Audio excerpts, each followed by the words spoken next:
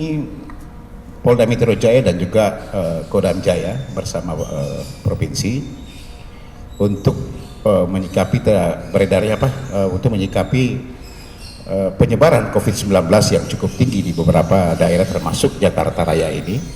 Ya,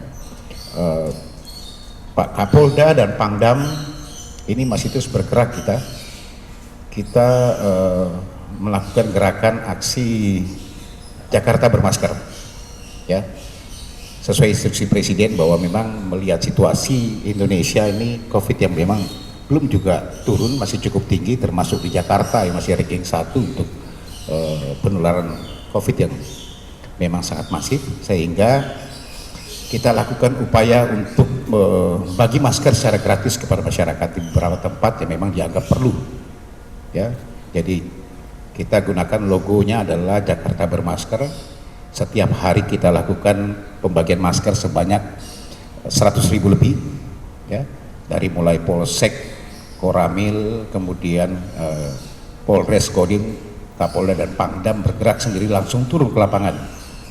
Beberapa sasaran-sasaran yang kita indikan termasuk beberapa pasar-pasar yang kita temukan, memang masih ada beberapa yang memang masyarakat yang masih kurang peduli dengan penggunaan masker. Sementara masker ini memang salah satu upaya untuk menekan penularan COVID ini adalah dengan menggunakan masker, sehingga kita bagikan. Itu pertama. Yang kedua, juga Polda Metro Jaya membuat satu terobosan untuk memberikan rapid antibody dan rapid swab antigen gratis kepada masyarakat yang dianggap kurang mampu, yang dianggap masyarakat mungkin merasa kurang sehat. Nah, ini kita buatkan gratis setiap hari Senin dan Kamis dari mulai jam 9 sampai jam 12 siang di polsek-polsek yang ada di wilayah hukum Polda Metro Jaya. Ya, di seluruh polsek-polsek itu kita siapkan setiap dari jam 9 sampai jam 12 hari Senin dan hari Kamis. Ini upaya kita untuk bisa melakukan 3T, testing, tracing, dan juga treatment yang ada, ya. Usaha kita mengharapkan masyarakat silakan yang merasa kurang mampu, yang merasa belum pernah melakukan testing, dan juga ada masyarakat yang merasa kurang sehat, segera datang ke polsek setiap hari Senin dan Kamis. Kita siapkan setiap minggu itu sekitar 100 swab dan rapid antigen itu. Kemudian yang ketiga adalah penguatan kampung tangguh. Kampung tangguh ini yang dibuat memang di daerah ini dianggap zona merah. Jakarta ini cukup banyak zona merah wilayah hukum Polda Metro Jaya. Makanya diperintahkan oleh Kapolda Metro Jaya kepada seluruh Kapolsek, Kapolres, dan terus sampai Kapolsek mendatakan mana RW-RW-nya yang masuk zona merah. Perlu intervensi di sini. Petugas, baik itu teman-teman TNI, Polri maupun juga dari pemerintah daerah setempat.